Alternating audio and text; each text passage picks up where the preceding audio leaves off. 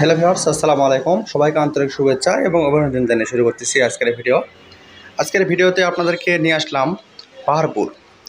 পাহাড়পুরের ইতিহাস সম্পর্কে অনেকে জানে না বা অনেকে জানে। পাহাড়পুরের ইতিহাস সম্পর্কে পুরো ভিডিও জুড়ে বিস্তারিত আলোচনা করা হলো। পাহাড়পুর, যা শামপুর বিহার নামে পরিচিত, বাংলাদেশের নওগাঁ জেলায় অবস্থিত একটি ঐতিহাসিক স্থান। এটি পাল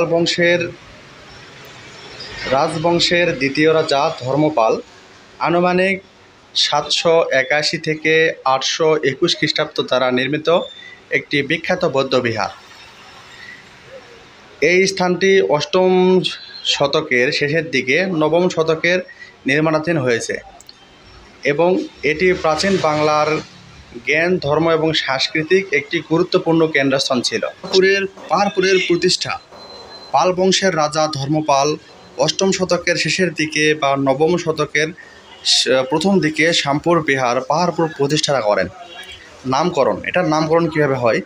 স্থানীয়ভাবে একটি গোপালজিতার পাহাড় নামে পরিচিত ছিল, যা থেকে পরবর্তীতে পাহাড়পুর নাম এসেছে। পাহাড়পুরের ঐতিহাসিক গুরুত্ব। পাহাড়পুর ছিল তৎকালীন উপমহাদেশের সবচেয়ে বড় বৌদ্ধ বিহারগুলোর মধ্যে অন্যতম। এটি এবং একটি বাংলা বিহার চীন, তিব্বত, মায়ানমার, মালয়েশিয়া, ইন্দোনেশিয়া সহ বিভিন্ন অঞ্চলের বৌদ্ধের সঙ্গে একটি বিখ্যাত ধর্মীয় এবং শিক্ষা কেন্দ্রীয় ছিল। পাহাড়পুরের স্থাপত্য। এই বিহারের একটি বিশাল মন্দির ছিল, যার চারপাশে 177টি কক্ষ ছিল। সেখানে বৌদ্ধ ভিক্ষুকরা বসবাস করতেন। মন্দিরের বাইরের দেওয়ালে পোড়ামাটির ফলকে বৌদ্ধ এবং হিন্দু দেবদেবীর মূর্তি খোদাই করা ছিল। পাহাড়পুরের খনন ও আবিষ্কার। 1879 সালে স্যার আলেকজান্ডার এবং কার্নিংহাম এই বিশাল স্থাপনাটি আবিষ্কার করেন। পাহাড়পুর জাতিসংঘের বিশ্বের ঐতিহ্য।